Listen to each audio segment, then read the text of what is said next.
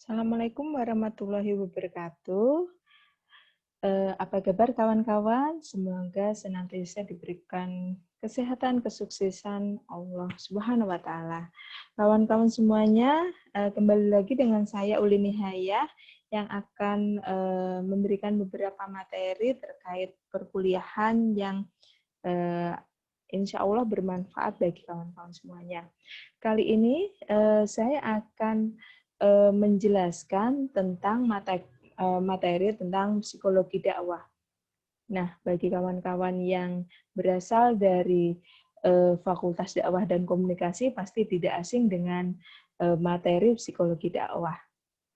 Nah, apa itu psikologi dakwah dan kira-kira apa saja yang dipelajari dalam psikologi dakwah?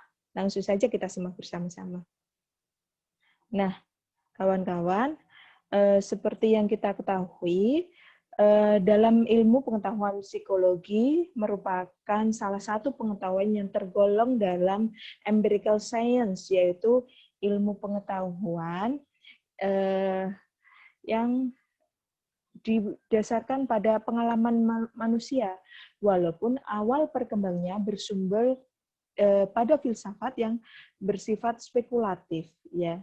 Dan memang ini dalam hal ini psikologi dalam sejarah ini berhutang budi pada filsafat. Karena apa? Filsafat yang mempelajari secara dalam terkait dengan pengalaman manusia dalam perkembangannya.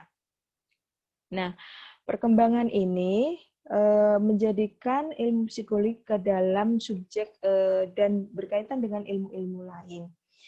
Maka seperti yang kita ketahui, psikologi ini berasal dari kata Yunani yaitu psike, yaitu jiwa, dan logo, yaitu ilmu.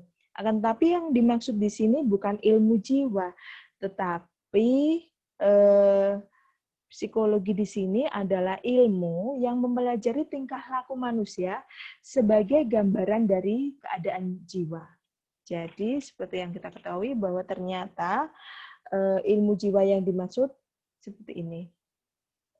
Lanjut, bahwa definisi psikologi yang lain dikutip dari beberapa ilmuwan seperti Wilhelm Wundt, ini mendefinisikan psikologi sebagai ilmu pengetahuan yang mempelajari atau menyelidiki pengalaman yang timbul dalam diri manusia seperti pengalaman panca indera, merasakan sesuatu, berpikir, berkehendak, dan bukan mempelajari pengalaman yang di luar diri manusia.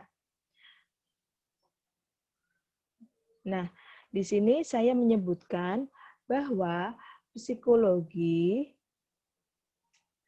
adalah ilmu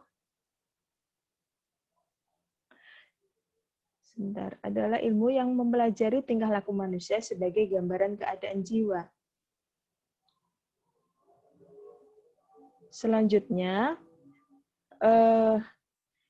definisi psikologi ini disebutkan bahwa ilmu pengetahuan yang mempelajari tingkah laku lahiriah manusia dengan menggunakan metode observasi secara objektif. Jadi, ilmu ini mempelajari bagaimana tingkah laku manusia, dilihat secara langsung bagaimana gejala-gejala yang timbul, dan lain sebagainya.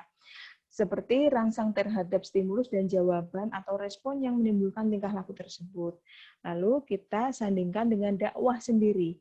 Dakwah sendiri di sini adalah menurut Syekh Ali Mahfud ini suatu bentuk perbuatan untuk mendorong atau memotivasi manusia untuk melakukan kebaikan dan mengikuti petunjuk memerintahkan mereka berbuat ma'ruf dan mencegah dari perbuatan mungkar agar memperoleh kebahagiaan dunia dan akhirat, amal ma'ruf dan nahi mungkar, seperti itu.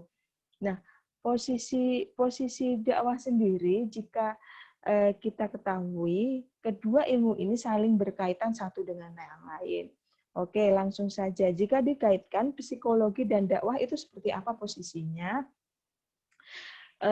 Dakwah sendiri di sini sudah diketahui menurut Syekh Ali Mahfud, lalu ada menurut psikologi dakwah, yaitu ilmu pengetahuan yang bertugas mempelajari, membahas tentang segala gejala hidup kejiwaan manusia yang terlibat dalam kehidupan dalam proses kegiatan dakwah. Maka di sini dijelaskan bahwa psikologi dakwah juga diartikan sebuah ilmu pengetahuan yang mempelajari tingkah laku manusia yang merupakan cerminan hidup kejiwaan untuk berusaha diajak kepada pengalaman ajaran-ajaran Islam demi kesejahteraan hidup manusia di dunia maupun akhirat. Nah, seperti yang kita ketahui, hidup kejiwaan manusia ini muncul dalam bentuk perilaku yang positif dan negatif, makanya diarahkan.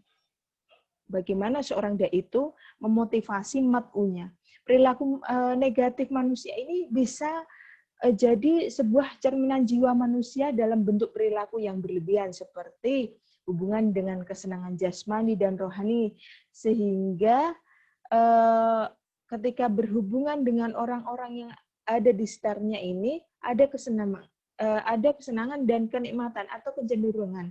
Sebagai dari mereka ini cenderung menganggap aturan-aturan agama sebagai sebuah penghalang. Maka bagaimana psikologi dakwah ini ada untuk memberi batasan sebagai ilmu pengetahuan untuk mempelajari tingkah laku tadi. Bagaimana manusia merupakan cerminan hidup kejiwaannya untuk diajak kepada pengalaman ajaran-ajaran Islam demi kesejahteraan hidup manusia di dunia dan akhirat. Lebih lanjut lagi, sebenarnya apa objek pembahasan ilmu dakwah?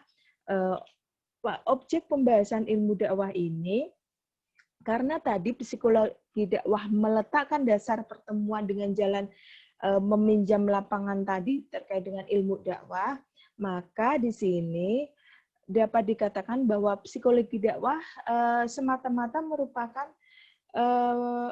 persamaan atau mempunyai pokok bahasan yang khusus terkait dengan pandangannya khas dan membentuk potensi materialnya sendiri.